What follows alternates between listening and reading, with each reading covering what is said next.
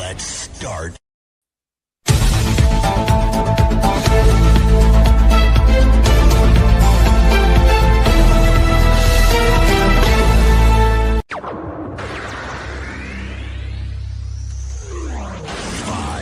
four, three, two, 1, 0. Let's start. Good evening and welcome to the Nighttime Heat directed on Prime FM 105.5. We are also streaming live on Prime FM Morovia 105.5 and also streaming live on our Facebook and our YouTube channel. Just tap Nighttime Heat. You're going to follow the show online and, of course, going to enjoy the show as well. Sabo George is my name. And, of course, I know my panelists are all coming in very they're coming in shortly so that we can have the discussion tonight. Today is the Monday. This show it's your only unboring talk show at night. You don't listen to the show, and of course, you go to bed. You have to wait until maybe at the close of the show because it's very interesting. It keeps you very lively, so you always want to listen to the show every night from Mondays up to Fridays. Well, let me just have quickly of what is coming up. We got a video. Understand that Guinea again shut down its borders to Liberia. We're going to play that video, I'm sure, done by a reporter, Franklin Dolokwi. Let's try to see what's happening. Let's discuss that. Also tonight on the show, claims and counterclaims over Liberia's 4.2 million Ebola preparedness budget. The Ministry of Health is requesting for some 4.2 million.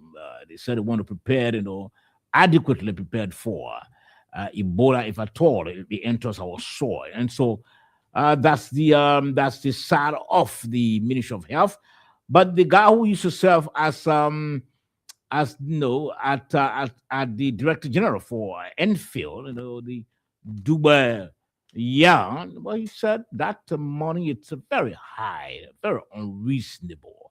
We're going to read what he said, and of course we're going to talk about that as well tonight on the program. The EU is telling us to fund our own elections.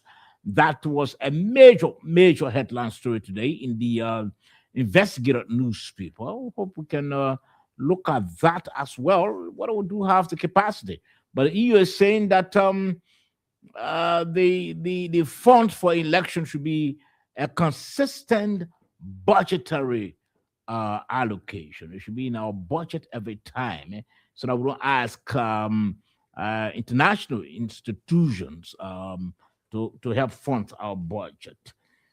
Well, they will be doing an analysis of the appearance of Sheikh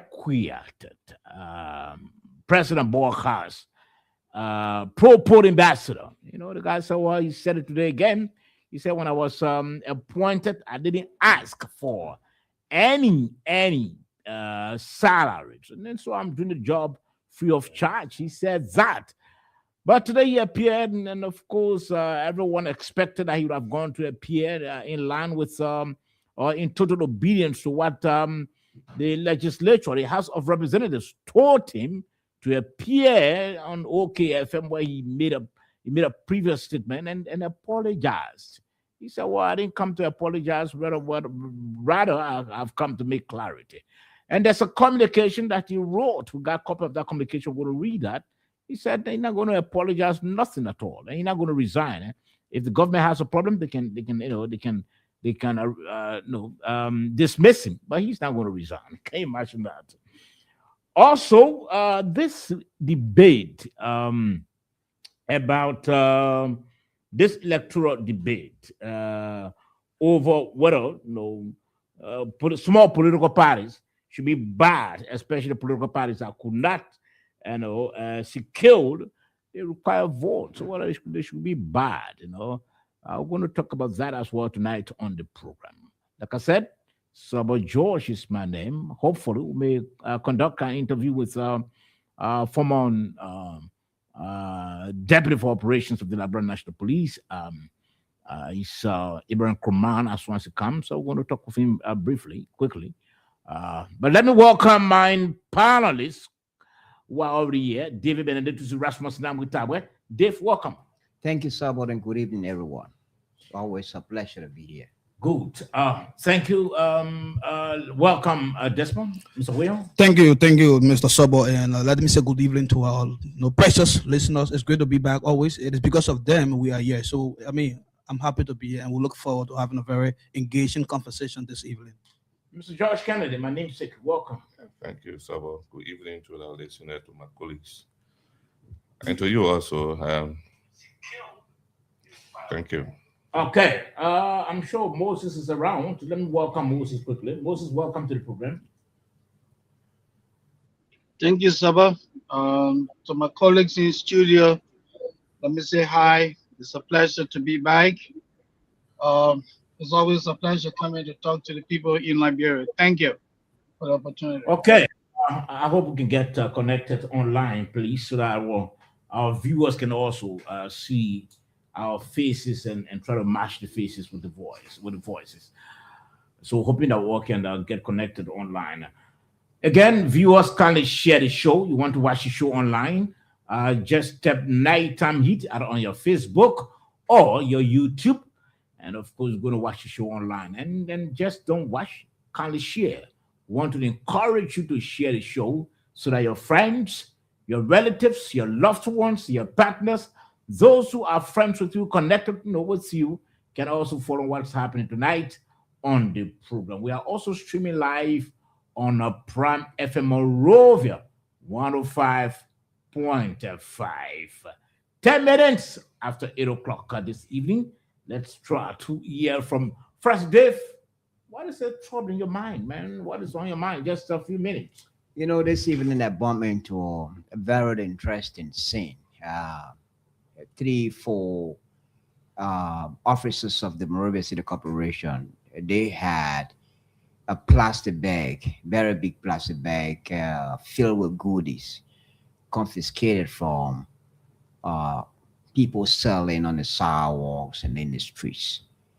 And I've always thought that when these items are confiscated or seized from the marketers, they're taken to their headquarters, so that the marketers from whom they are seized can go and redeem them by paying, some fines. That means such fines will go into the revenue of the government or into the coffers of the Morovia City Corporation. Instead, as I eavesdropped their conversation, they were talking about how to divide those items in the plastic bag. And the other guys said, no, this is we have to leave from here and go somewhere exclusive. So city police operation. I even took a picture a photo of them from a distance after listening to them. We can get a photo. We can get a photo. And I had to take a photo of them. All right, Dave, very sensitive. So that's actually what I observed this evening. That's what on my mind. Very sensitive. We'll talk about that. We'll make that a talking point tonight. Let's hear from you, Desmond. A few minutes. What's on your mind? Yeah. So basically, there is this concerning issue that should concern a lot of Liberians, especially the government. Recently, I've been following several reports from the Southeastern Corridor suggesting to what greater extent the road there is becoming more, as one could term it, inaccessible in terms of citizens who live in that part of the country, including our petty trailers, could be able to access basic social services. If you look at the route that coordinated from Green Gillette to River G, while it is true that there is a construction work ongoing, but because from the recent video footages I have been following, the condition of the road is trying to project a picture of no different of 2018. At a certain point in time where we experienced total, disconnectivity of that region from the central region as well. So we do not want that to happen because it hampers basic social services for our citizens. So if the road, as the president stated initially in one of his inaugural messages, that he will make sure that all roads are pliable. So now that we are in the rainy season, we need the government, especially the Ministry of Public Works, to deploy a more strategic maintenance team that will be more robust in terms of having all of those roads maintained and accessible for our people in that region. Very salient. Let's hear from you, George. Thank you.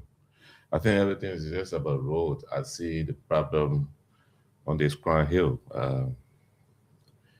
From Crown Hill going down, turning right to go across the bridge. Look, it becomes so difficult. You see, when Nicky Gray, now deceased, was at the LNP, he had a policy that they didn't allow vehicles to stop down the hill. When you come from up the hill, you stop down the hill. But right now, no control. There is absolutely no control. You're coming from up that hill, you be careful. Somebody going to just leave from the parking and just jump in front of you. Yeah, it's very risky, highly risky, especially thinking about some of those trucks that can be going down that hill. It is not a bad thing for the police to restrict those things because it's for safety. But the police can be there looking at the people. Even when you're going down, you see them blowing home, boom, boom, police can be looking at it. So the LMP needs to really move in. I tried to find Sam Collins' number to call him to try to hint him about it so he could send his people there. He would send the rifle police officer to see what's happening at the director of traffic or whatsoever. But it's bad. Okay. You know, yeah. All right. We're hoping that the police it can claim the attention of the LMP authorities to do something about that. Moses, let's hear from you briefly, a few minutes. What's on your mind? What's trending? Well, what is on my mind? I recently watched a video with Mr. Mark Jabate, their assistant minister for tourism. I mean, not tourism, but rather urban affairs. Then at the Ministry of Internal Affairs, and I heard he calling on the president, calling on the vice president, and I've also seen other people, making appeal to the president because as I speak to you, this man currently, he's on what we consider now a substitute bench because the Ministry of Internal Affairs transitioned to the Ministry of Local Government. And according to Mike, as a presidential appointee commissioned by President Joseph Yuma Boakai, the Minister of Internal Affairs, I'm not sure if he did this with the acquiescence of the president, but opted to reassign the man.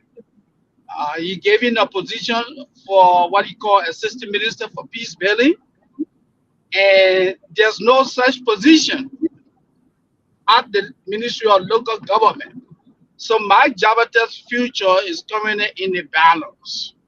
And that is not unique to Mike Jabate. I've also read about other people in the government, that have been replaced, and it's like you're on the soccer field, you're playing and you're not doing well. They tell you, say, hey, go and sit on the substitute bench. And those are colleagues, that are currently dealing with this kind of situation, so it really bothers me to see that people are being told to sit and the future is uncertain. I hope the president can try to do better on that because if the president is not measuring on, it's better to dismiss the president. But don't tell someone to be sitting and waiting. Thank you. You want to waiting? I don't know if Mike Jabate is on salary, but or those who sit in their own government salary. Look, presidential appointees work at the pleasure of the president. Now all president will go just publicize the actions that they take. If you see that probably you are not being recalled, it means that you are on a substitute bench. That bench is full. They have a lot of people who have not even tasted public positions in this particular government. So some of us sent advice to Mike. Look, if you check the bench, I'm on a poll that have not even been appointed. If you look at that qualification, their credentials, you wouldn't be afraid. So if they gave you a job and this act that was created during, I think, the Madam Salif administration, this local government act, I think that time it started, and it's just taking effect, and the position you held doesn't exist. So long you can speak with the president and speak with the vice president, you need to wait. They give you the job, they will find space for you. Okay, all right. And, Let's so, hold it there. I'm yeah. sure we'll find time to invite Mark Jabate on the program one of these days, so we can talk about his situation. But gentlemen, let's play this first video. There's a video that's been trending online about passengers, travelers being stranded at the Guinean Liberian border, and that video was done by a reporter in Ganta. Let's try to take a look at that video and do a discussion about that. So this is Franklin Dolokwet. We are currently here at the Ganta Guinean border. 1,000 of travelers, they are being stranded here. They are being stranded. They are being stranded, and they are currently here at the Ganta Guinean border.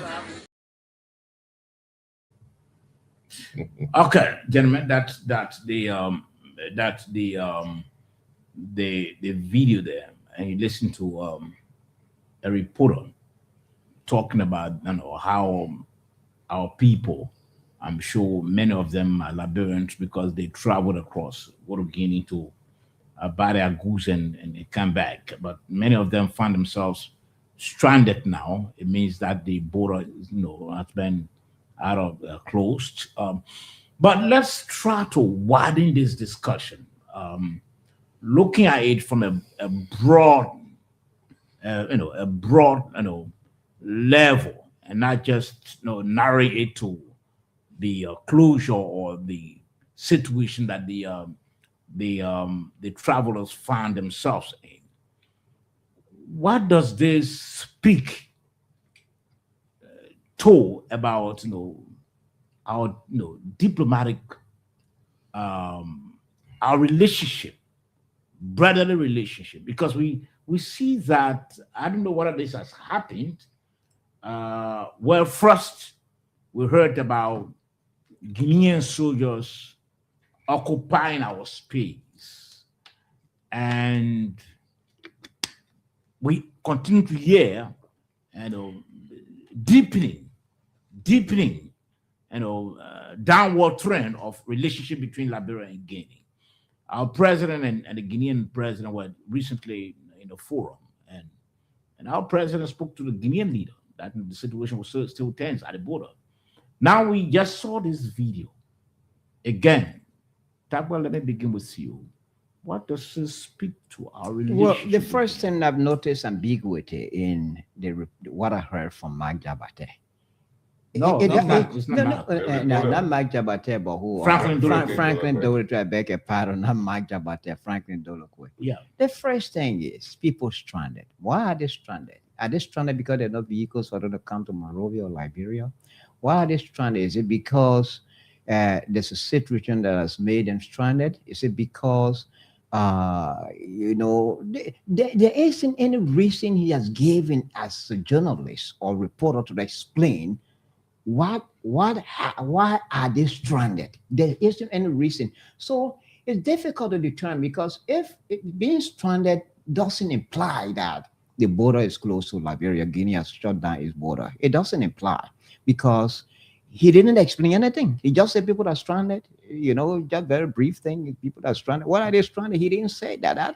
I thought he would have been more lengthy or detailed, questioning or talking to those who are involved, whether they are Liberians heading for Liberia or Guineans wanting to come to Liberia for business purposes. He didn't ask them any question individually to tell why are they stranded. Well, just say, well, yeah, they're stranded. Nothing he said. So I don't know. And besides that, if Guinea were to shut down its border, it wouldn't be a secret. Guinea would announce it.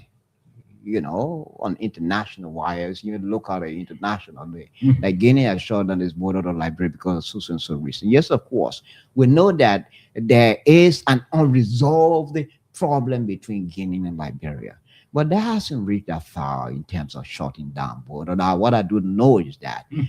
uh, I mean, people are still doing cross-border trade. They coming. It may be just an isolated situation that Franklin Delano must have bumped into. They want to broaden it as if gaining a shot. And I think there's a problem there. I think we need to get more details. I don't know whether it's possible to call him now to ask him some questions of mine. But what he said just now to me, I mean, it's It's not scanty. it's not detailed. And Okay. it Let's doesn't hear from you, explain anything. Desmond. Yeah, so I'm going to look at this from a very two perspective. One is I've too been following the situation as regard to the Ebola. I followed I think on OKFM. I saw a news snippet about the reason behind the closure of the border. Attributing the reason to a scheduled election that has to do with the appointment or the elections of local leaders like paramount chiefs, town chiefs, and clan chiefs, or so far of Guinea. Mm-hmm. So as part of that, there are neighboring towns along the border. So as part of that for that event, the Guinean authority chose to close down the border for that day, which was the 30th. But what is more concerning is that now that today is the 1st of June, now that today is the 1st of June, looking at the initial reports that the border was to be closed just for a day, which was the election day, the 30th of May. Now today is the 1st. The reports are followed. Today's the report, the video that I just played is reflecting for today's report, right? That today there are people still at the border who are stranded because they cannot access that way. I think this is where as per the question you asked, based on specificity as to what does it speak to our diplomatic relations, this shows that Liberia and Guinea, I don't believe that diplomatically they are communicating as they're supposed to be communicating as neighboring countries. One, because Guinean authority would have communicated to our Liberian embassy here through the Guinean embassy here in Monrovia. That based on the Sonzo election, we will be closing down the border. Thereafter that, the Liberian government will do the honorable thing by doing an official release through the Ministry of Information, having the citizens informed that at this time, at about this time, the hour, the border between Guinea and Liberia in Ganto will be closed for some reason. By doing so, it speaks to the fact that the government is in charge and the relationship between Guinea and Liberia, it is unhampered. Okay, let's hold it there. Josh, let's hear from you. No, the latest information that the border is open. Okay. The border was closed for the municipality elections that was here in Guinea, and the truth, this is not strange. It happens most of the time. So along border, the same thing. Even during national elections, the same thing. Liberia does it. Guinea does the same. Sierra Leone does the same. Even Ivory Coast does the same. Who really am discouraged, and is a reporter. Franklin Delano is one of the oldest journalists in this country in terms of reporters. He reported for almost all the media houses, major media houses, Front Page, Daily Observer, everybody in him. But still, he doesn't still know how to report. It's unfortunate. You had the people sitting. You had that face in reality because this kind of information has the propensity. Come in, let me hold you 1 minute. Yeah. Will you express your disappointment in Franklin Delano, or will you want to express your disappointment in the government inability to have its citizens informed? You know, the truth is, I'm really disappointed in Franklin Delano more. Okay. The reporters have more negative impact. First of all, see the opening, you say thousands, from there you say hundreds of thousands. It's somehow who didn't hear you good. You showing hundreds of thousands of people, you can't even check 15 people at the border in your video. No, that face the reality when people blunder with face. So Franklin blunder granted. So what if? But what's about the government? Don't you think the government was under obligation? Because the government knows that Liberians travel. to Guinea religiously to get that market and come back.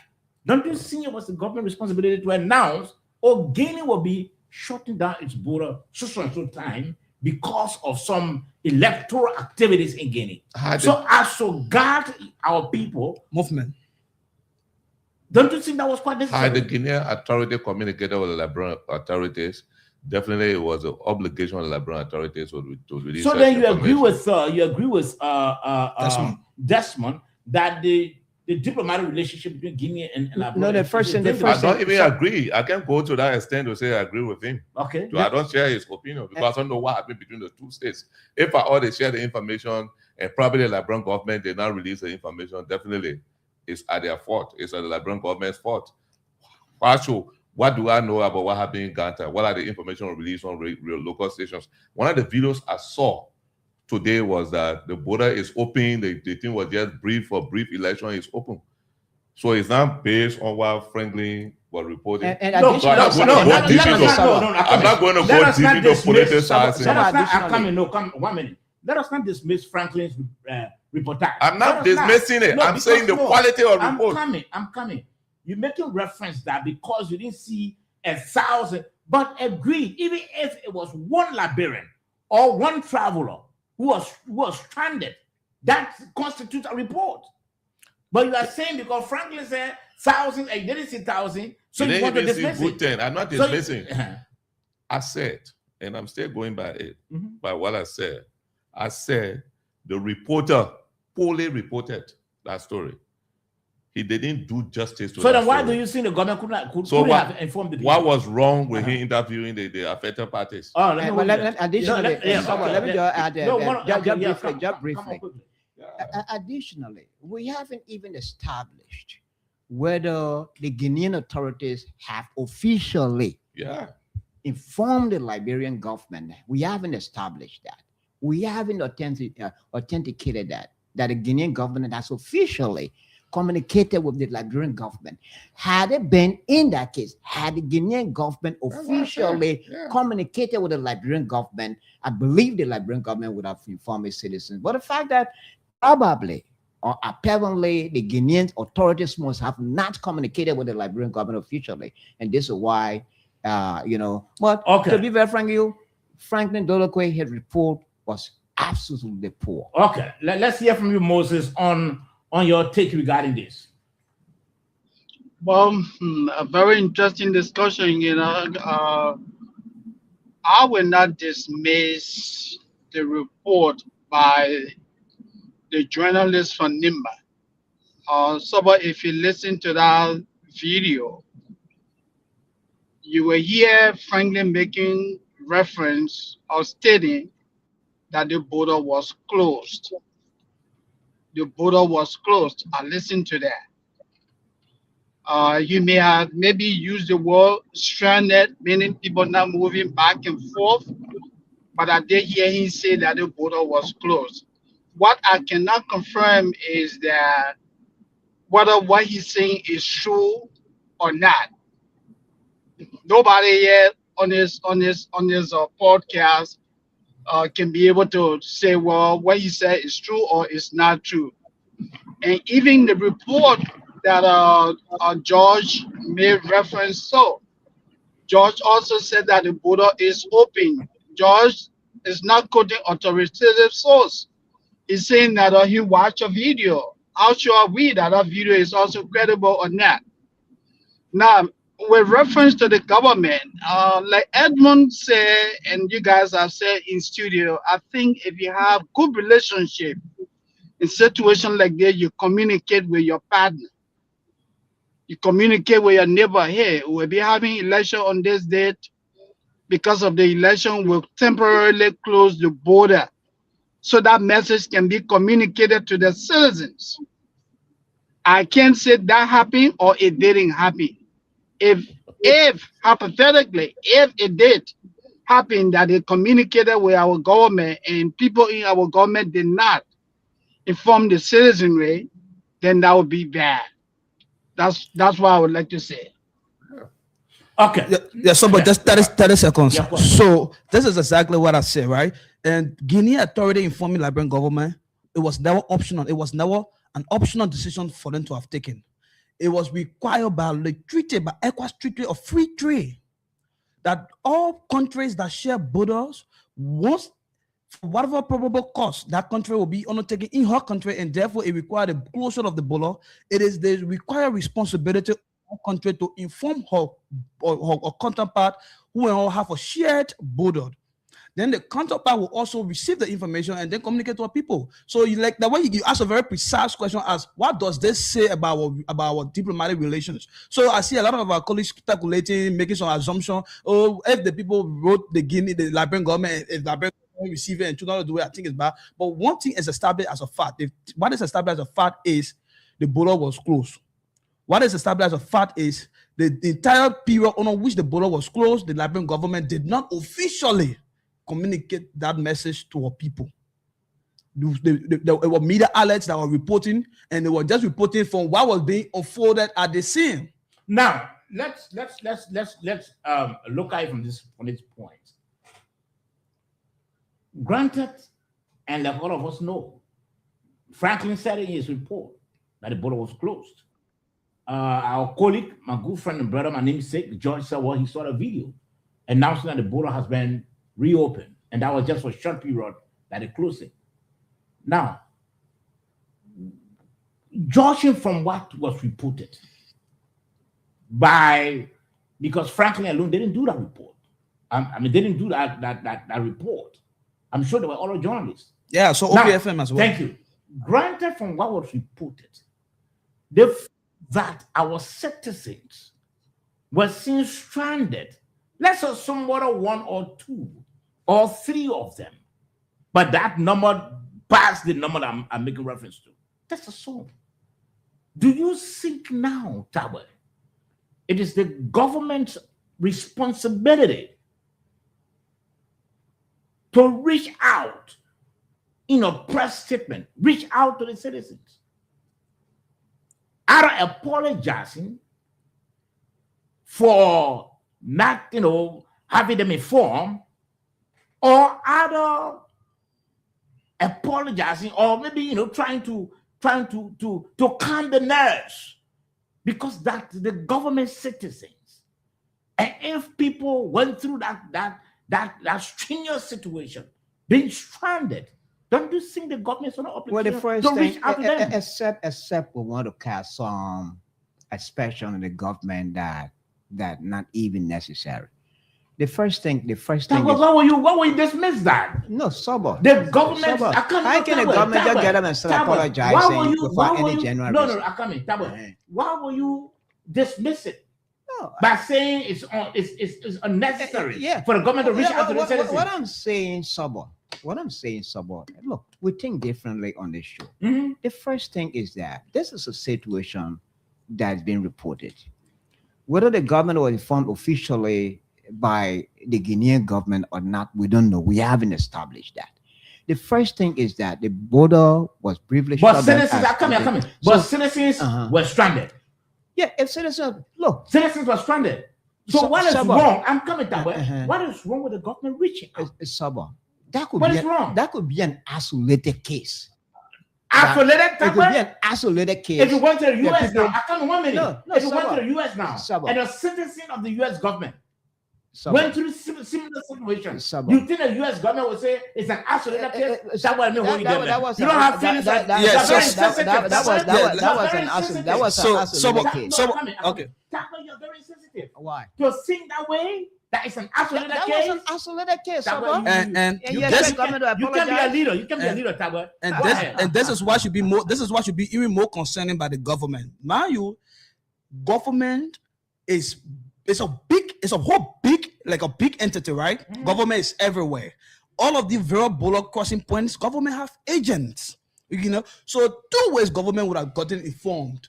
One, either by the diplomatic way through the embassy, by the various employed government employees at the border prints. You get the immigration officers there, you get the AIS, you get the customs. So if the action was taking place, it seemed there had not been a chain of communication from this one sector to the other sector that would have probably informed the government decision. If the government probably wants to claim that yes, they were not informed through the diplomatic ways, what more about the more let's say the more robust way, because the more robust way is by your people giving you information who are deployed on the scene. Away from that, the government also had the option to have gotten informed by the media reports. OKFM posted, you get other institutions and posted. So, as a government who is on top of a game, what is wrong with the reach out to your people? You understand? So, Okay, I ask you, what is wrong with the journalists reporting in Nima? You couldn't reach out to authorities, government authorities there to intervene. What are you blaming the Because that's the political spin. That's I don't want to put on the show. There's no political spin. That political spin Why are you cannot trying to welcome blame me the because you know why? You know why? Actually, Let me say I this. agree with you. The country has That's a political spin. that Please, political somebody, spin. you spoke your That mind. political You spin. spoke. That political spin cannot It work cannot work on here. me because. As a journalist, if I had gone over there and saw that border was closed, I would have spoken. The journalists didn't do as well. Granted. No. So now, but then now not give credit to his video now on the show. No. We have to. No. Okay, so we have to give credit. What kind of credit? Granted, The story is half baked. Comrade. Yes, It is not the story for me to be discussing on the show. It was reported that citizens were stranded. But that's not Liberian citizens were stranded. every So what day. is wrong with the government reaching out to Every them? day Uh-huh. across these borders, Uh-huh. these land borders, citizens from every side get stranded for different reasons. It can be transportation, it can be security check delay, You're saying it can be this- no, different no, no. things. Don't I don't want you to look at the delay. Don't No, skew this thing. I'm bringing Don't skew fresh this thing. angle of this You're into saying you. indicated- You know why I'm bringing this into you for? You know why I'm bringing it up to that the you? border was closed. Yes. You say you Yes. saw videos. Yes. Very fair. You know why? Now, You know why I'm bringing I'm the fresh telling you angle now- to you? Because you're saying that everything it's a crime. Oh. That the Are we people got saying- stranded. No, I want to you know clear what that. it means when people are stranded? Some people got stranded Do you every know what it day. means? Every day at the All border right, let me points go with them. because of You vehicles. signing the still Samuel security who are check. very sensitive. I'm not insensitive. You want I to get block it. Hello, someone. Yeah, because I want to face the reality. Let's hear from you. Okay, someone. Yeah, so let me just. It's not important when you dismiss it.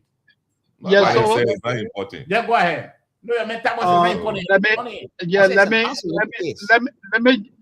me just piggyback on what my colleague said, and I will start with the comment by Mr. Tagwell by referring to the situation as isolated. Can you imagine that? My interpretation would be less. I don't get a chance yet today. Go ahead. So I heard Mr. Tagwell say it is an isolated case. Yeah. I will interpret that to be less essential. It's not a focus. But how would you say it's not a focus when you have scores of your people stranded and you call that isolated? But can I be a leader? No. You know. So what I would have what I think the government could have done based on the media report, because what the journalists have done was to elect the government. I hate that is happening. This is where people in government cycle, they begin to work the phone. You call your people deployed at the border. Hey, what's going on here? They gave you the information. If you are not pleased with that, you contact your people at the Ministry of Foreign Affairs. Foreign Affairs reaches out to the Guinean embassy in Monrovia. Hey, we are being elected by our people that the border is closed. What is happening in Guinea? If the information is authenticated, it is proving that the border was closed. Whatever the reason is, then you can go public and issue a statement that, look, we have just learned that the border was closed on this date, and this is the reason why. The authority has informed us that the border will be reopened, or the border has reopened. However, we empathize.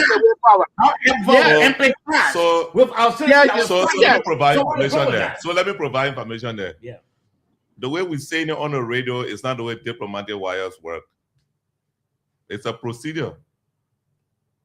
The embassy, Guinean embassy in Monrovia may not have been aware of the municipal election at the border area. So when you ask anything, the person wants to send dispatch to Conakry to find out as to whether the information is true. It's not 1 day, it's not 2 days. Now, gentlemen. So no. why do we want to No. Let's let no, John not Let essential John land. thing Let to John put land. political spin Why on is it it to non-essential? discredit it? It's not essential. Now, gentlemen, listen. A country, a neighboring country, let's qualify that, Mhm. close its border to another country because of what you call Not essential. no, I'm not going there because of municipal elections, right? They close our border.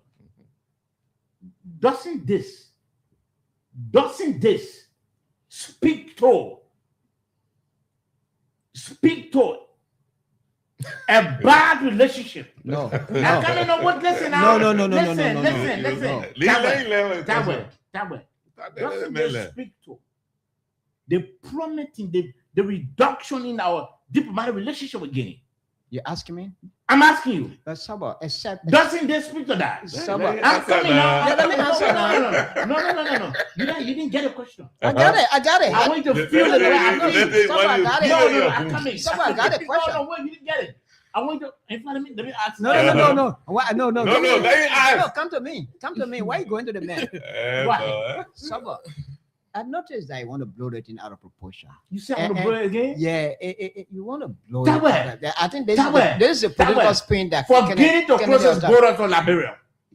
And our people stranded as a result of that situation. Saba, It's something that we can discuss. Saba, You you talk see, about I want to blow it out of proportion? Saba, you are becoming a victim of the poor reportage of Franklin Dolokwe. Franklin Delano didn't do anything wrong. You He see, lifted you a see that? story. You see He that? lifted a story Saba, about how your brothers that look. story is Kind not of- even kind of- balanced. no, It's not even worth. No, listen. Saba, That that for me that to way. story, really take it That way. serious. for you to give that story relevance. You continue to sound very callously, Ah. very sensitive. That's it for you, comrade. Yeah, so Look at everything. The many answer. No, but the man is not. The But man is not concerned about Liberians. So this is what you even draw the attention of my good friend here, David Tagwe.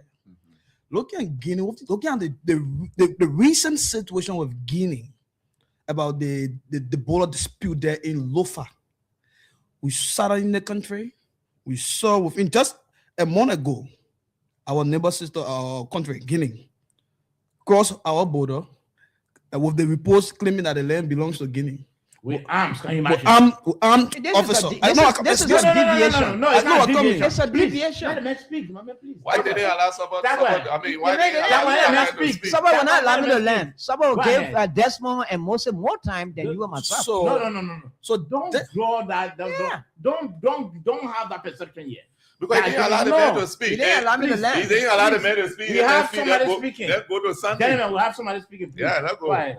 the time in question of which Liberia and Guinea continue to experience this harmful relationship should be concerning to anybody who is a patriotic Liberian. We cannot have just a month ago dispute It's with not Guinea. concerning the Tagba and You know that means they may not they are less Liberians. they may not be a patriotic Liberian. So right after a month, Patriotism when you are sedition. we experience the abrupt closure of the border between Guinea and Liberia in Ganto, where in a lot of our citizens It's nothing to them. who know which is not supposed to be. I mean, it may be a usual case where people have this kind of municipal elections in our country, but what is unusual is the fact that our government, that obviously Liberian stand the victim of that election, because while the number of transactions would have been done that day and the election have been heard, a lot of people didn't transact. A lot of people didn't go to other places to do other businesses. So think about it, the economic, impact Implications. it have on the lives of the citizens. That is where impatriotic comes in. Think about to what greater extent some of those people who are even seeking medical attention in Guinea, who have gotten stuck just by that process. Think about it. Think about how much revenue that would have collected, because the In custom 20 brokers, minutes. the custom brokers No, at the let border me would have speak. raised more revenue for All our right, country. thank I yield my time Thank to you. him. Thank you. Mostly, let's I hear yield you my first, time, let him so we speak. can transition. Now we know there are people who are very insensitive on this program. You can't It's just true. They transition don't like care that. about You Liberians. can't It's just true. transition Yeah, like let's hear you.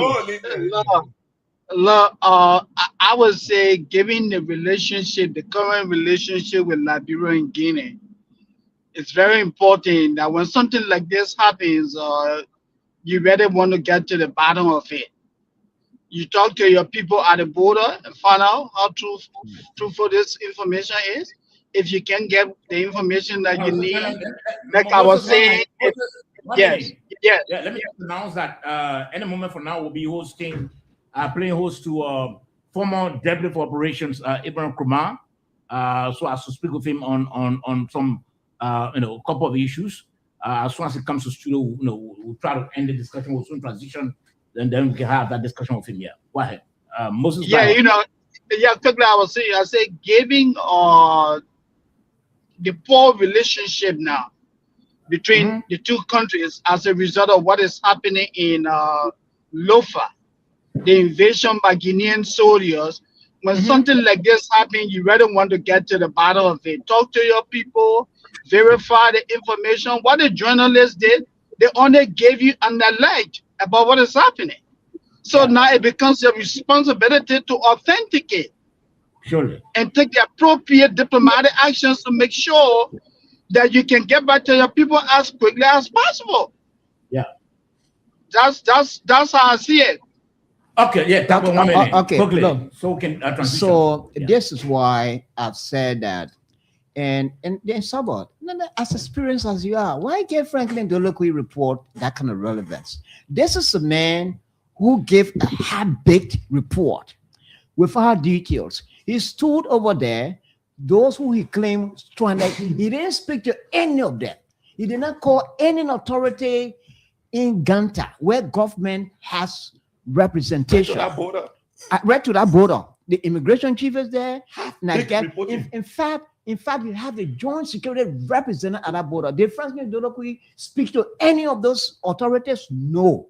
He came here and gave a report, and you gave him the relevance. Okay, thank you. Let me close on that. Let me close on that. Let me close on that. This nighttime heat. Please, give me to search report and put political spin on it. Listen, gentlemen.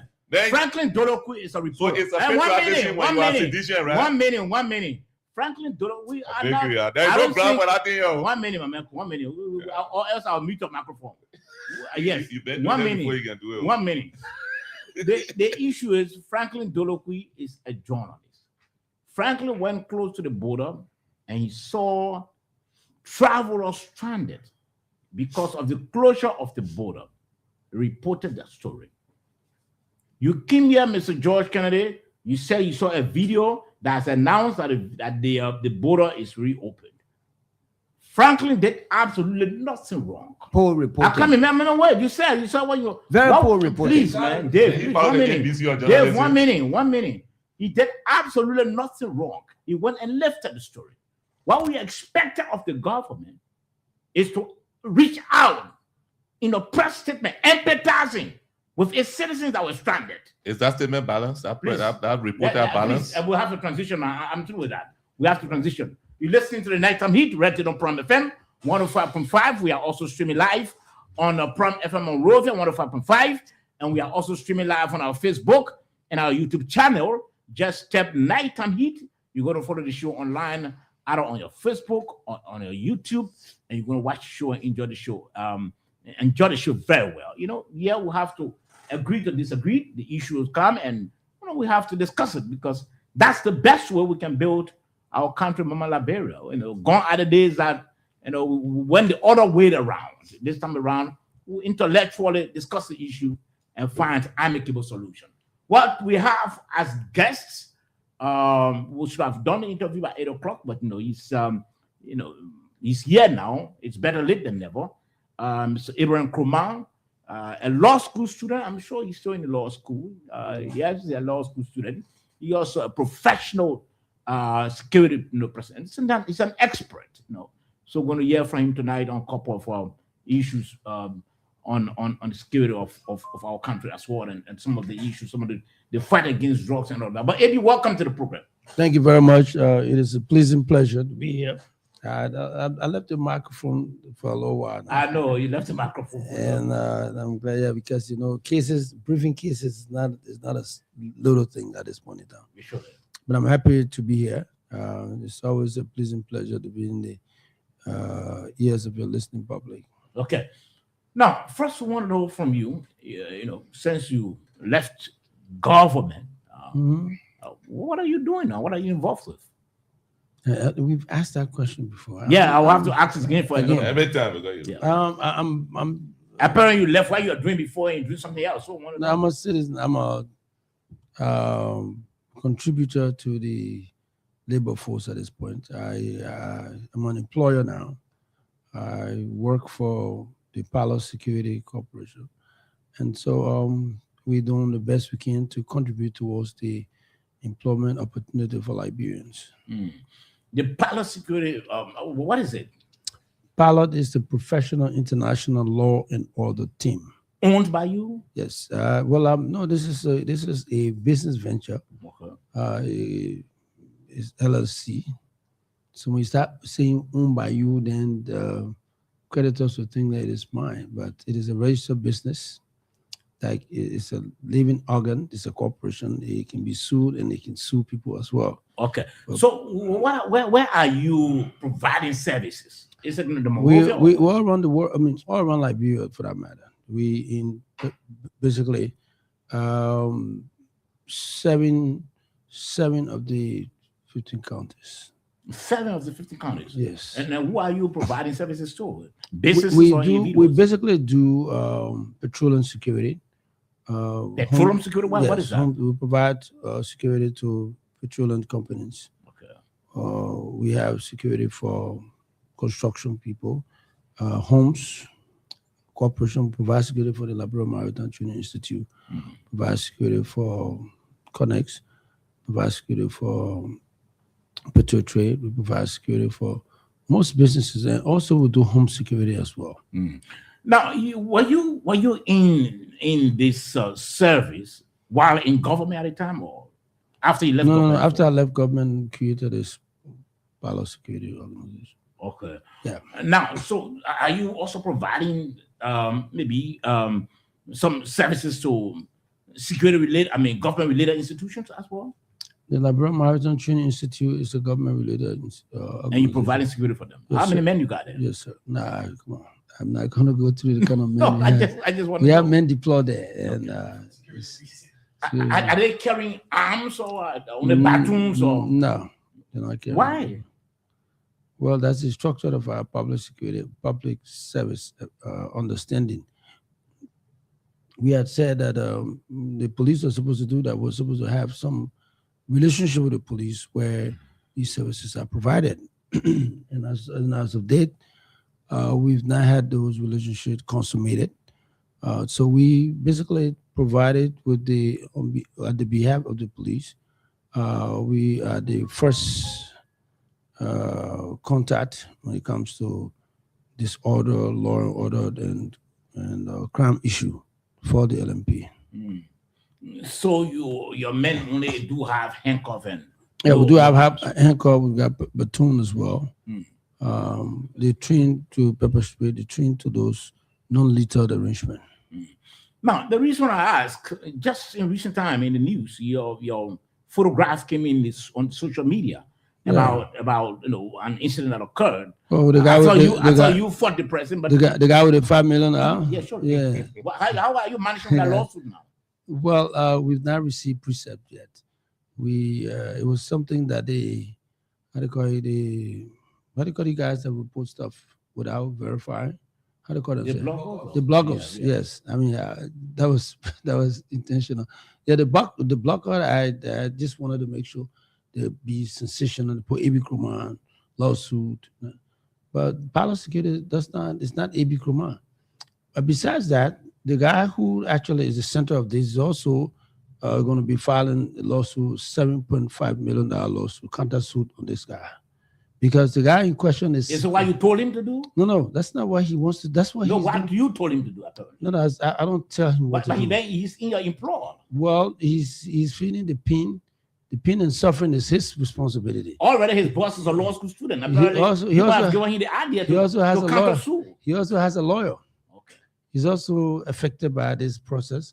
This guy you're talking about, he's your size, the security guy, and the guy who's suing is this guy's size. So who received much of the block? I decided to intervene to see if we can quiet this. And this stuff happened 2023. Okay. Not just yesterday though, not this year, not last year, 2023. That this situation happened, and they took the guy to the police station. There were intervention by the law, and is he still in your employ? I have to check. I asked them the other day whether the guy was still working for Palo Maybe Seco. Kruma, you wouldn't know whether the man is in your employ. Is he I still? cannot Listen, tell you man. that. You know how many men I have working for me? How many? Okay, 50,000? No, I got pretty close to 1,285 men working. So for you me. wouldn't know when this man is unemployed? I can't know. He everybody. allegedly committed a crime. You wouldn't know? Chief, I can't know everybody in my employ. But let's say he's not in my employ. Let's say he's in my employ. He has right to his own protection. He has a right to his By own using protection. handcuffs to get on No, he did not. Okay. Those are not facts that you want to They're not use. facts. No, they're not factual. How did what happened? No. What we do, I will ask the guy, tell his lawyer to come and bring him to your show, and then you can ask him questions. But But one he's good- an employer now. one good thing I can tell you, You wouldn't know what happened. one good thing I can tell you, Uh-huh. the brother that also sustained injury in his mouth, got a couple of tooth removed from this fight. Because both of them, this was a physical fight. And then this guy said that Is basically. that a training that they But let me tell that you, they let me receive let from me the tell- from the let from me the tell security let me institution? tell you another thing. Mhm. We do not indulge fighting by our men. But if you attack them because of your size, they got something in law enforcement called proximity violation. If you go, I mean, I understand you're looking at each other. You don't know what that word means. Go ahead. You explain it for Well, them. yeah, that's for the town. Yeah, you got to do that. Yeah. You violate the man proximity, Yeah. and the man has got right to tell you to not do that. But if Yeah. you decide to do it against the man, Is that because what you got- happened? because you got strength, and basically the guy that's his claim that this guy came, he violated the proximity.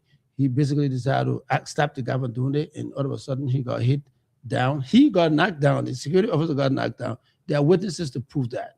There are other people there to actually testify to that facts. So you So when they go to court, Mhm. their facts will be compared to this guy's fight, and then there will be some adjudication as well. So you can deny or confirm whether the guy is still in your employ. I will have to research that and see what it is. Okay. Anybody got a question?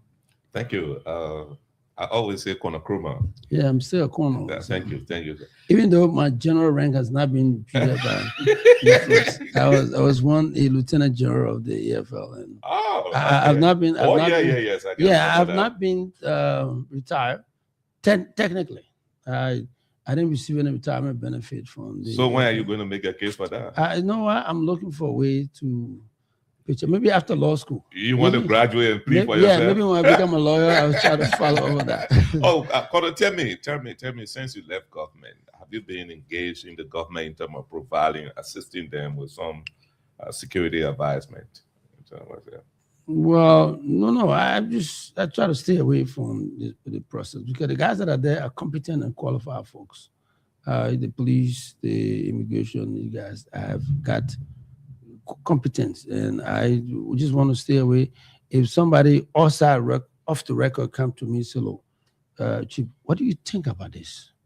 Then when the Jackson case are going on, or other major cases going on, like, what do you think about it outside the record? What do you think? I give them my country advice. If I was sitting in that seat, this is what I would have done. But it's not like somebody coming to me or the director of police calling me or say, "Look, maybe we need your expertise on these things," which they know I do have. Yeah, yesterday he was a bodyguard. He's not my bodyguard. Yesterday he was. Yesterday he was. Yeah, he worked as 104, but he wasn't Okay, bodyguard. Okay, so today he's now boss of the police. Yeah. That's the profession your passion is. Yes, I've been a passionate police officer since I was 18 years old. And I've done all of my life working in the police force. I went to police school. I have a master's from a police training, police administration, and emphasis in police operation. And so basically, my whole life is the police. Law enforcement has also to be my lifestyle. I spent some time with the DEA.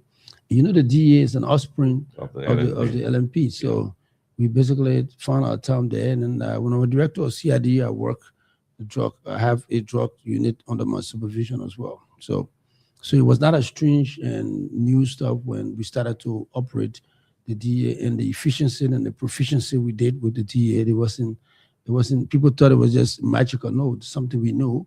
We knew how to do surveillance and intelligence. And the arrest of Mr. Japan Yeah. was not a surprise for me because I knew exactly what are some of the tentacles in getting those kind of situations done. So I ought to understand that probably you are teaching at AMU Zion Graduate School. Yes, the Zion University Graduate School. Yes, I teach competitive criminal justice and problem-oriented policing there as well. So maybe. Okay. So, yeah. Dave? Yeah.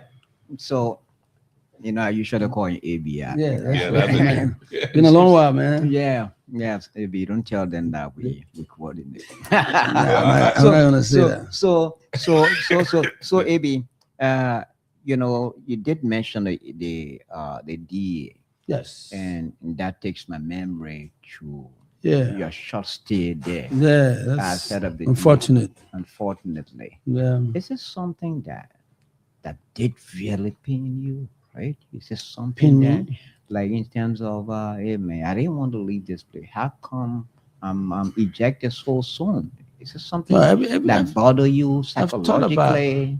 No, I've thought about the short stay and the plan I had to transforming the DEA and to fighting drugs and having some intervention with the affected youth on the streets, dealing with the drug problem for what it is. That's something that I really wanted to do because our country is infected with drugs.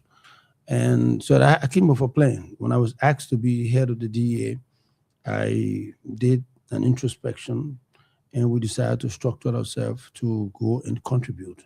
And because we came ready on the run, the little impact we did, it gave its own relevance to the level of preparation we did from all of our time in the national security apparatus. So we did what we had to do. Okay, so now the fight against drugs is still continuing. Maybe where you stop, the current management team or the authority, they're continuing. What is your impression? What's your own appraisal of how the fight is being handled? To be honest with you, I have not had the chance to do a categorical assessment as to what their pluses and minuses, because when you start to do those kind of determinations, you'll be preempting what the national appraiser would do. Because when I say plus, good, any good and bad, I put out that there's always made it because they're not there. That's why he's putting up these kind of analysis, the review. So I try to steer away from the situation at the DEA to a larger extent. And when I'm asked about a particular situation, how to start moving regular surveillance, yeah, I can provide that. When we left, all of the situation that was coming up, that intelligence that we left behind that was coming to fruition. And that has been a long while now. So whatever contact we had has to be replaced by different arrangement. And then the current the guys that came after us, they benefited from that. And the current guys that are there, those are all guys that I also know from the LMP. Everybody in there, from the guy who spent some time in the NSA, Tape, man, the guy who's the officer in charge, Biago, officer in charge, and the other guy, everybody in the DA right now, the people I knew very well. So I can only contribute and watch it from afar. And then besides that, I'm too busy trying to brief cases than to start following the DA progress at this point. Okay, then one final question I'd like to ask you, sir. No, one final question I beg you. One final question.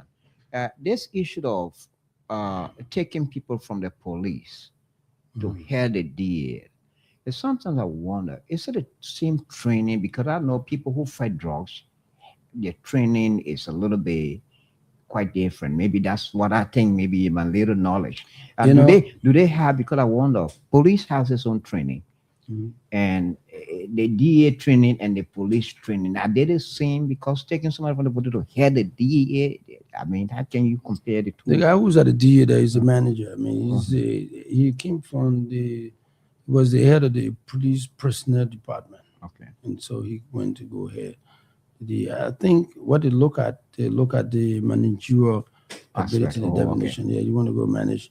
And besides that, when the whole process started, I was told, I had a conversation with the inspector general at the time as to what's the rationale. They said, well, there was a arrangement, a national security arrangement. That look, there are people, they needed to have somebody to take over as caretaker in the meantime, just to see what is happening. And apparently, the few guys, the guys that were selected, they went to occupy the situation and they started to function. That is not for me to decide as to why, how, who, when. That's the prerogative of the commander in general. Okay, thank you. Commander in chief. Thank you. Desmond, it's your turn. Yes, sir. So, good evening, Colonel ABS. Great to have you. And so, my name is Desmond. We're a Liberian journalist. Okay. I must acknowledge your short stay at the LDA. I know we had a lot of sweet memories, the fun, and the experiences, and until you encounter what you describe as the unfortunate situation. Yes. But I want you to be precise as a patriotic Liberian, as you always have been. Mhm. What strategic, specific indicators does the LDA need to transform that sector, that as part of the president's agenda, zero drugs in our country can be achieved? And what more you as a president would have done differently, having been that you are still here? So there are two different questions there. Okay. Well, I to talk about what I would have done differently, I will tell you what I did differently from the previous administrator. I can tell you that I've compared who were there before I came in. We arrested the largest supplier of drugs in the Bushel Island, who basically is number one drug push-up that we had here, that was basically infecting our kids on the street. When we heard about it, we decided to go after it and treat it with the best intelligence that we ever had and collected. And basically, they got prosecuted with ease because we did a lot of work, surveillance, static surveillance, moving surveillance, and then use the court system, due process, do a lot of stuff that actually would not allow people to exclude our evidence we had. So, and that's why he was executed easily. So I can compare to what we did, right, and what our predecessor did. But the current guys that are there now, I don't, like I said, I've been very busy trying to brief cases and do a lot of other stuff in my private life, in my private organization. I've not actually followed them. And I didn't do a lot of research on them before I came here. But having said that, I can tell you that the police, to talk about the training of the police versus the training of the DA. The police is the DA is an offshoot of the police, of the LMP, to that extent. But there are several training that they perform that is not being done, that was not in the police training manual, to be honest with you. And that's something that they should take advantage of. We have proposed training for the DA. We proposed a lot of stuff while we're there, but we didn't get to the point where we actually utilize that at the point that we took whatever training we had before, whatever preparation, whatever managerial knowledge we have, with a master's degree in criminal justice, emphasis in police administration, to give you a very lateral movement. You can go from left to right. I can manage any law enforcement organization around the world from the training I've got. So that can also go with a lot of folks that are there right now. So we can say strictly that the guys basically did what they had to do at the time they were there, because they went there at an interim basis. And so we think that the LMP have been very helpful to them. Mr. Gregor Coleman has been helpful to the DA as well, because he's the go-getter. He's the guy who's teleguided the process. So we think he's done well with them. But I've not actually given much attention to the progress and the pros and cons of what they provided. Okay. Yeah, I think so. That's a follow-up to the first question as to the specific indicators. Okay. Yeah. The indicator that we will have was what? The indicator for the DA? For the LDA to be revitalized, or better still, to be the kind of LDA that will fight drugs, zero tolerance in the country. There will not be zero. Is it not possible? It's not possible. Why? You can't have a zero because the great United States have not gotten zero tolerance. There will be a way in which you can fight it and minimize it by making sure that it's not going to be proliferated on the street as we've seen it here in our country. There are more resources that be made available to the folks at the DEA. People will have to consider the DEA, the drug situation, as a clear and present danger for all of us. And the way in which they've been supported, it will not give you the clue to actually get it to where you wanted to get it. I still feel we still got to do a lot of investment in the DEA to bring it to where it is. We have to now not depend solely on the folks from the help from our donor partners. Okay. We cannot focus, leave it with the donor partner. We will have to. When I was at the DEA, I proposed a $24 million budget. And everybody thought I was crazy. But I wasn't crazy. That's the proposal I submitted to folks and friends around the world. And they were prepared to do that. We are incorporated that into our budget. And then we can go to tell them, look, this is our budget. We need help for this process. And people are prepared to help us. But be that as it may, we didn't get that. We didn't get an opportunity to reach that far. And we'll boot it out and we found ourselves on the sidewalk. But I thought it was a great point. So the indicators will be the people will have to have the issue of intervention, the issue of communication, the issue of having these kinds of outreach to the community. And that's something that we see. If we start to see that, like we did, our indicator for this process was that we brought the price of coach from $100 to $250. Then we know very well we provided scarcity. People are now seeing that the stuff is not on the street. When we started, and this is a very good question, when we started, we saw the folks in the drugs were coming from Sierra Leone, to be honest with you. Sierra Leone, the Kush were coming from there. Kush was our major target at the time. Okay. Then we started to see crack cocaine. We started to see cocaine, the dust cocaine. We started to see most of the stuff coming from the places of Guinea, all the surrounding area. And then we focused on trying to have intelligence into Sierra Leone, into Guinea. The latest drugs that you start to see, the cocaine and those stuff we're seeing, that was intelligent within those countries that are providing those intelligence to us that made us, that led most of the boss. And that we saw a Sierra Leonean soldier being arrested here by us. And that was intelligent, pure intelligent. We saw the folks are bringing in drugs from different levels.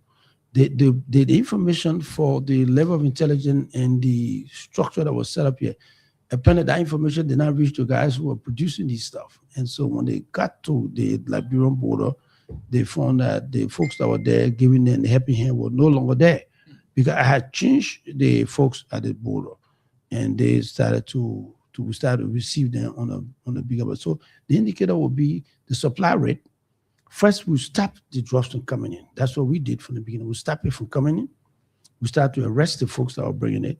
And then when the ones that were here, we tried to go after them. We organized raids into different communities. We started to go after guys that were doing it on the bigger scale. Okay. The guys are coming on the drugs, coming on the shipping line, airline. Those are places that became our target. Now, you can attest that when we started, most of the distributors that we hired, they all headed for the airport, because we were basically going after them at a very serious rate. And because of all of those steps we're taking, the tails for our presence, the tail for the presence of drugs in the country became low, scarcity came up, people were not getting any more. So Kush became very scarce on the street. And then the cocaine became on you couldn't find them around. That was the indicator we knew we're doing right. And then with the kids that were doing drugs, started to see that the parents were telling them, if you're here, we'll call Ibiko, we'll come for you to carry you. And that became a fear factor for the kids. And basically that became an indicator for us that like we're doing something right. We're doing something right. We're moving towards that process. And when the parents start to call, scare the kids, the kids that walk away from their home to go to the ghetto to live there, when they start to tell them, so look, you got to clean up order now, called Abi Kuma and his team, the kids started to use that as a deterrent effect. And because of that, we thought that we're doing the right thing, and our contribution was actually being felt in the community, and our outreach became a factor as well. And all of those situations provided for us a way that we could have, that now we can see that we're making the big progress that we would have made. But it was not meant to be that we're going to be there to continue the process. And because the government has continued it, and it was a good thing that we played our part. And with a little time, we left our footprint on the sand of time. People now see exactly what we did. And the folks that have come after us, they are also doing their best to making sure that drug is Okay. not. All right, Amy. Yes. Connor, you in your remarks just now, I want you to kindly clarify this quote from you. We were put out and we found ourselves on the sidewalks. What do you mean by that? I mean, we're fired, so to speak. Let me put it that way in a simple term. We're fired. That's the prerogative of the president. President hire and fire. And for some reason, the president saw at the time that we had setback in his goal attainment process, and that's the president prerogative. You can put you out anywhere at any time. I mean, you can either be in your living room or you be on the sidewalk. So you're on the sidewalk. Well, we're on the sidewalk of the contribution. All right, before we go to Moses, since you're talking about your days at the DA and your booting out, your removal, do you think it was? Be honest with this question. Be honest with this answer. Go ahead. Was it politically motivated? But you got political. The president is a politician. What are you talking about? No, I'm asking. Was it? No, Yes or no? As far as I'm concerned, the president has got the right to hire and fire. Was it politically motivated? That's the word I want you to use or not? No, I cannot use that word because the president's action cannot be determined by you, the journalist. The president's action is determined by his conscience, the way we fell short of expectation. And that's the president's right to fire or to hire. Okay, Moses, you can come in quickly. Oh, Moses still on this stuff? Yeah, Moses is out. Moses, that's my good friend. Yeah, Mr. Kuma, Amy, it's a pleasure, man. How are you today? Hey, the Cumber Militant. How are you, sir? The Cumber journalist. Man, I'm doing it, man, for almost 30 years. Yes. It's my friend and brother. Look, AB, I just want to say something briefly about the LDA and the fight against addiction in Liberia. You, as a security man, I'm sure you and I will agree on this. The role of the LDA is to break the chain of supply. Go after the importers. The rules. Right? Go after the importers, go after the sellers, and get those people off the street. Now, when they are taken off the street, that's where my role come in as a rehabilitator. Our responsibility to help those people maintain sobriety, meaning that they start using drugs. We put in treatment and we do all kinds of stuff to help them integrate into normal society. That's what we always say. Recovery is not a journey. It is not an event. It is a continuous process. I'm saying this to say that sometimes you hear in Liberia people say they graduated people from rehab. And maybe you and I will agree on this. People go to rehab, you detox them, they stabilize for a couple of weeks, they go right back to doing the same thing because if the social problems are not addressed, they get tempted in doing the simple thing. So you see people running in and out. People spend 20, 30 years doing the same old thing. That's why addiction treatment is very costly, very expensive.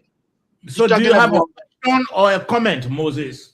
Yes, I'm coming. I just wanted my brother and I to agree on that. So Abby, so let me ask you these two questions. I'm really interested in this question.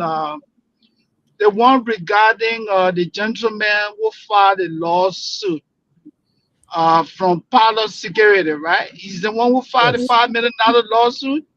Yeah. Okay. So if you tell us, I heard something and I kept wondering, as a manager, you are the most senior manager at Palace Security. Are you telling us if there's someone who works for your company, who took your company to court, and you're telling us you don't know this man? No, well, Your people Sandy, didn't give you the updates? no. You asked one question. Let me structure your question a little bit for you. Sure. The guy, Yeah, sure. the guy in question, Sandy, is not an employee of Palace Security. The one that sued for $5 million, but the one Okay. that sued for $7.5 million is an employee of Palace Security. Oh, okay. A sue and a counter sue. Somebody said 2023 there was a fist fight where the both of them got hurt, and apparently he decided to file lawsuit 2026. And Yeah. the other guy did not perfect. He didn't go for his lawsuit in 2023. So one of them said, "Okay, fine." So I still have my medical record. I still got my record from the police, from other things. So we are going to now go ahead. There's no statute of limitation on the process that he took to court. So the guy now called his lawyers that he wanted to have an opportunity to take this dude back to court. So they are going to go ahead with that. So we have not received the precepts for the lawsuit because we have to give our return. We have to basically go back to whatever it was and then let the court know we've not been brought properly under the jurisdiction of the court yet. Okay. So we're going to do that. Okay. So, gentlemen, Okay, thank you. Soba, please, let me ask Mr. Koman this question. Maybe thank you so much for the clarification. I didn't know that. Thank you. Now, let me ask you, let's talk about the lawsuit with Mr. Fadiga. I know you filed, I think, what, $1 million lawsuit, right? The Fadiga. I didn't file a lawsuit. I was given a it's judgment for $1.6 million. Okay, yeah, okay. This is old. It's so old, and it's a fossil situation to come and go through, regurgitate all of this. No, my man, I want to know, my man, if they paid $1.5 million. If I get some of 1.5 million, that cartoon thing you want, whatever, will bring it back to the Wait. Oh, man, let me correct something. I don't push cartoon, man. Don't say that. You know, Sandy, everyone else that work in America, I've been in America for 20 years. I work for the Supreme Court. I went to court. I sat before the computer, and job. I became a probation officer. But every time my man holding cartoon, I said, "Okay, my man holding cartoon." I know, my man. I want to people say about us. But thank you, Ebi. It was a pleasure, my brother. It's always mine. Gentlemen, shortly we'll take leave of Mr. Kroma. Yes, Let's sir. just try to do one round quickly so that we can take leave of him. And let me begin. Ebi, again, yes, I know. Like you said, you don't want to, so people don't think that, because it's not in the system, so he's trying to see all the flaws or whatever. But you are an expert. I like to, classify it that way. You're an expert. I've been in the field for almost quite a 35, long time. 40 years, so I'm good. Now, let me ask you. I'm sure you agree with me that since this government came in, there has been a couple of protests, and nearly all the protests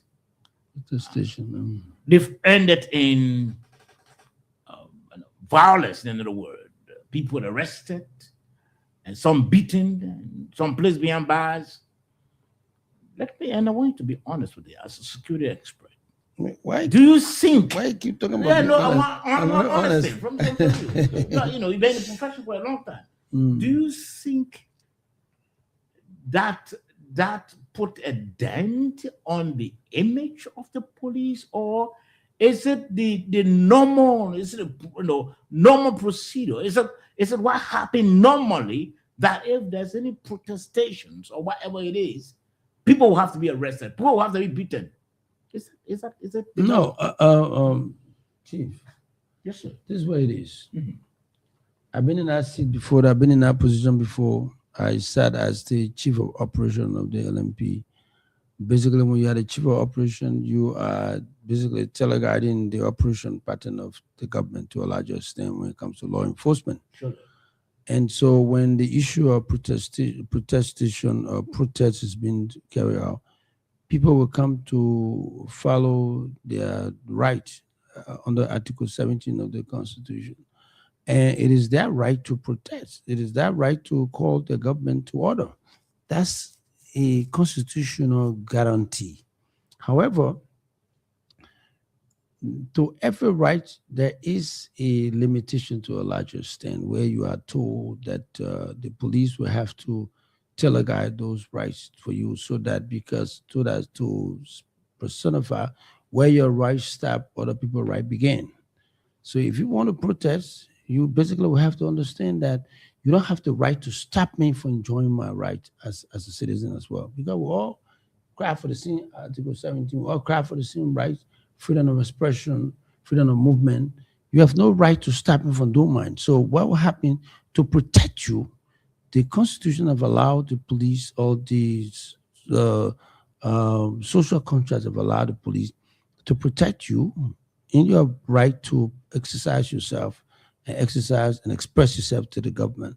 You have the right, but also the police will have to protect me, who's not part of your protest, so I can enjoy the same rights. Mm-hmm. So in the process where somebody trying to impede my right, it is police responsibility to stop that violation. And that's what we've done all the time. When there is a situation like that, we're not trying to suppress you for doing that beautiful constitutional provision. But we tell you, say, look, come and let us know that, look, I'm having my protest this day, this time, and these are the places I want to go. So the police will protect that route so that to give you the right to do it, and then to safeguard the right of the citizens who are non-participatory to your demonstration. And that has always been the case. And so in the process where you try to violate that particular situation, you are breaching the peace.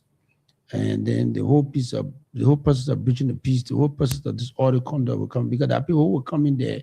They're not coming to just march, they're coming to throw stone, they're coming to do that because police stopping them from passing those areas, and they will start to store through. And once that happens, police have got the right to, because that's a violation of the penal code. Okay. In addition to that,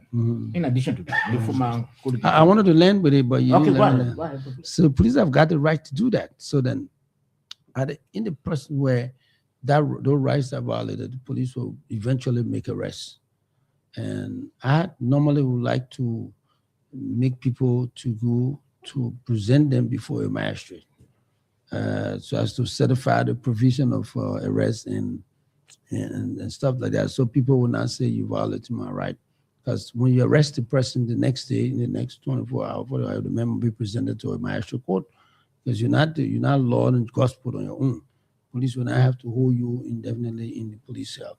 They must present you. Once you arrest the man, you must charge the man immediately and put the man before a magistrate court. And that's what we did in our days. And basically in addition to that, I'm sure you've ended already. Like I said, we'll be taking leave of you anytime. This is just the last round.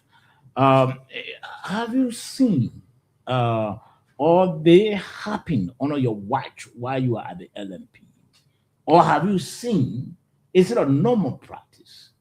Does it happen where police conducted arrests of protesters for violations, slammed them behind bars, and they're supposed to go the next day out of, they sort of ring them before court.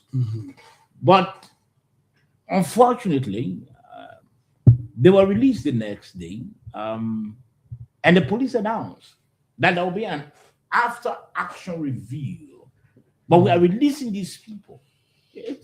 That doesn't happen.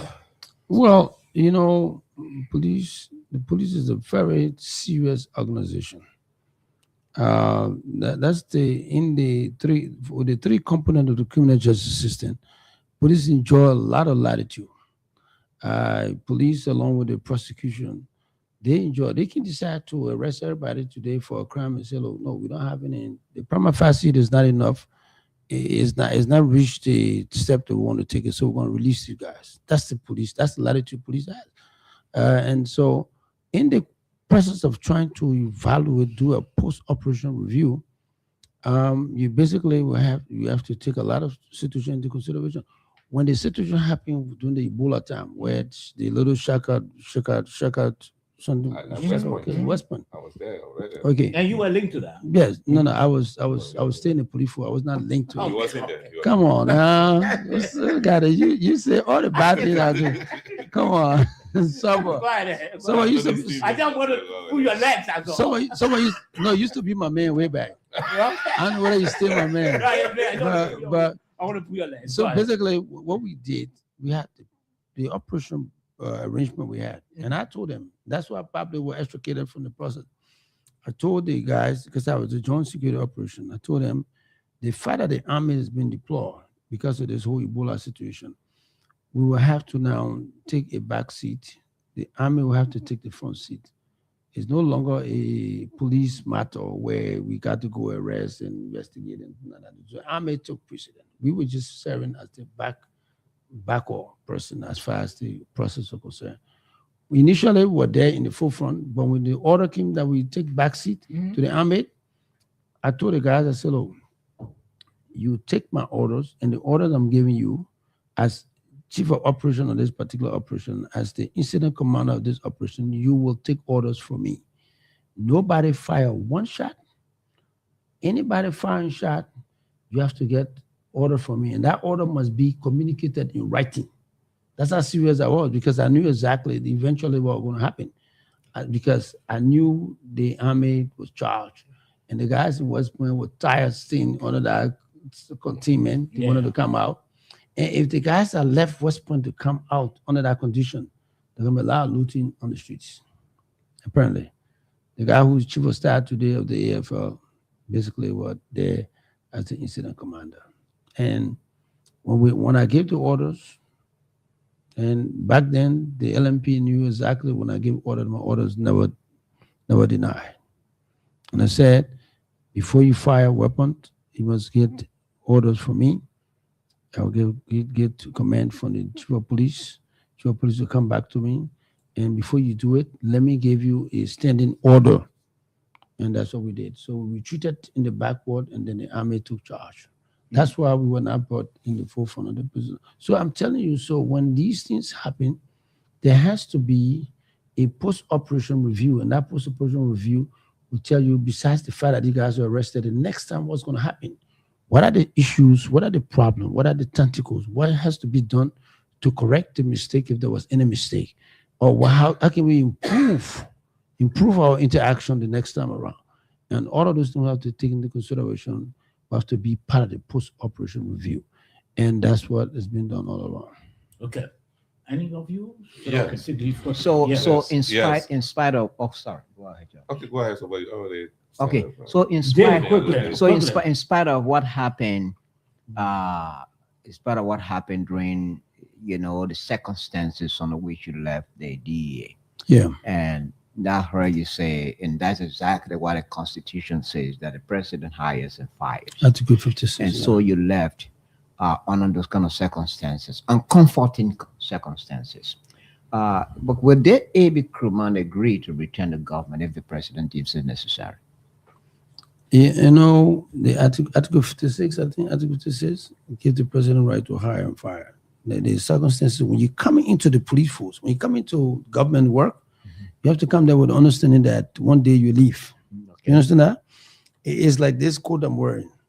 You come to the army, you come to the government arrangement, you put the coat on. The day the president says, my man, back off, and you back off. It doesn't mean you will carry any kind of anger or anything. That's what you see since I got fired. I've never had any kind of derogatory remarks about the process. Nothing. Even though I have my own reasons. The reason I took the fight against the court was not because I was fired, but because my reputation was maligned and were dragged into falsehood, and we took flight to the court system.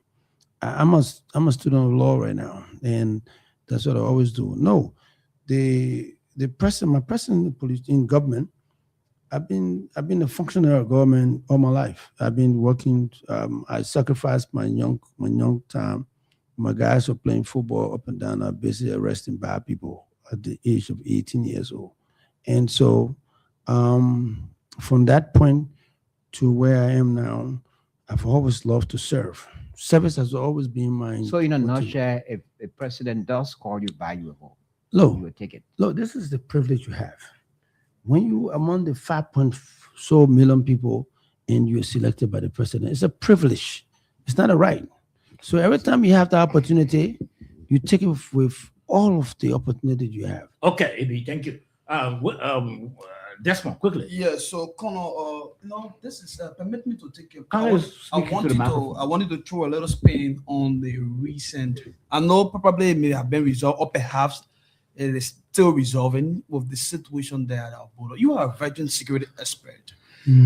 What does it say for our country's security in terms of security wise? You know that border thing can make people fire from the House of Representatives. But you are not entitled to any public. I just be facetious, but but no, the issue at the border is something that I thought was unfortunate. The Guinean, I can say that on this radio. Don't tell anybody. The Guinean overstepped the bound.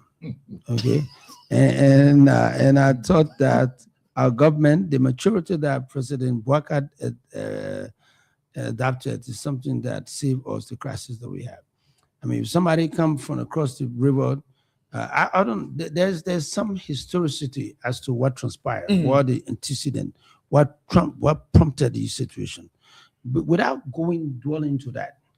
If there's a push from the border to come to the other side of the border, or other side of the river, it does not require the level of deployment that we got from the Guinean. Man, just look at how it's the beginning with TG picking that sense in the French because of the army they got.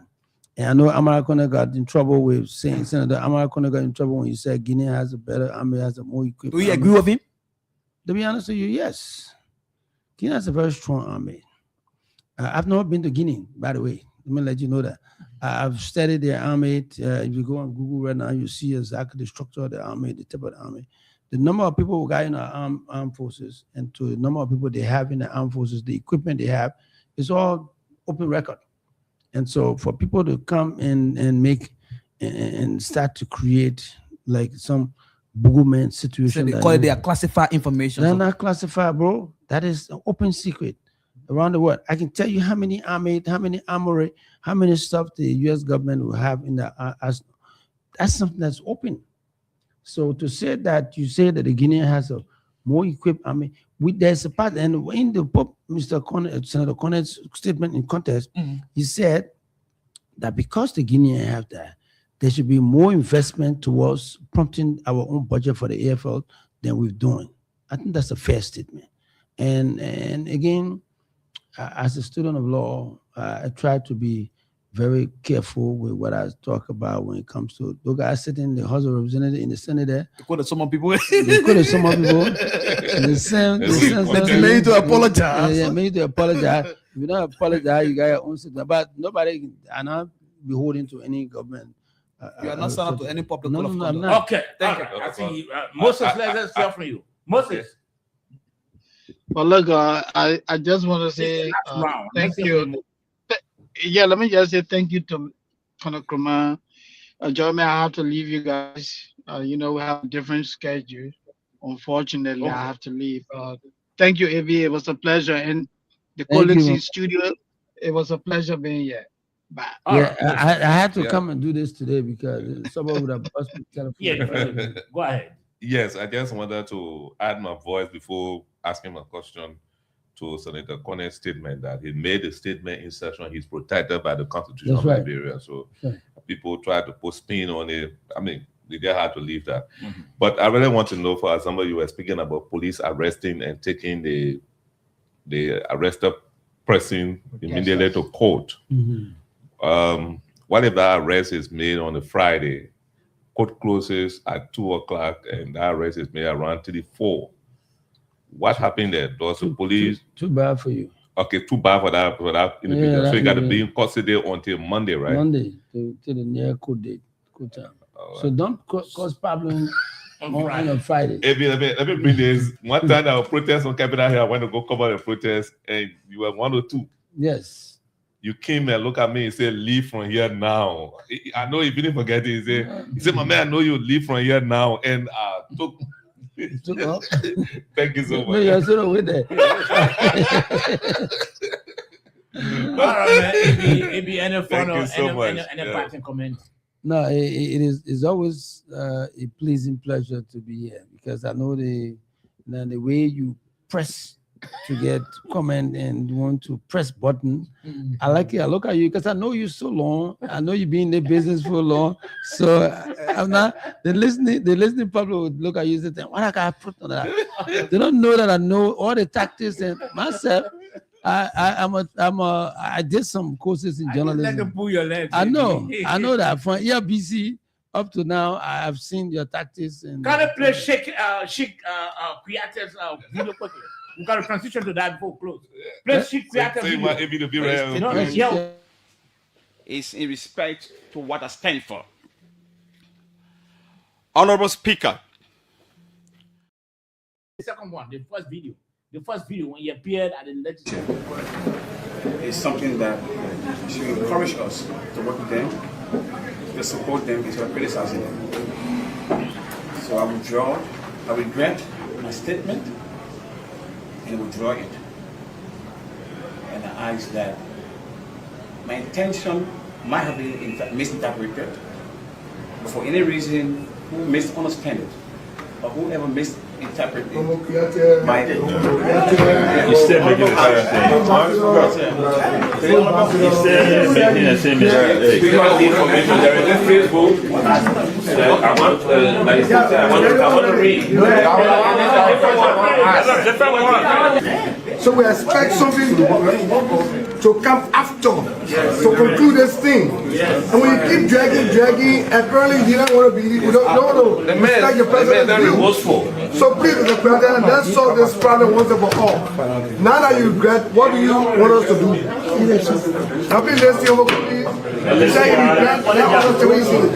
Let me see social media and apologize.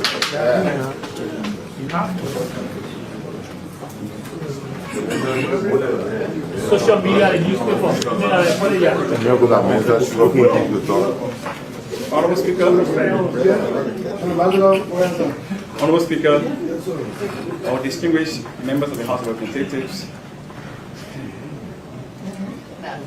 as I stated, I regret my statement and I still hold this August body in high esteem, and I have great respect for you. And by the direction of the President, I also want to use this time to say to you, I'm sorry. Thank you so much. All right. Play the video when you appeared today appeared at OK. Yeah, we want to listen to it. but this statement is in respect to what I stand for. Honorable Speaker, Honorable Deputy Speaker, leadership and members of the House of Representatives, I respectfully respond to the communication dated May 28, 2026, from the leadership of the Honorable House of Representatives, directing an apology and retraction of my statements made on OKFM Morning Show regarding the assertion that every concession agreement signed by the legislature has favored foreign investors at the expense of the Liberian people.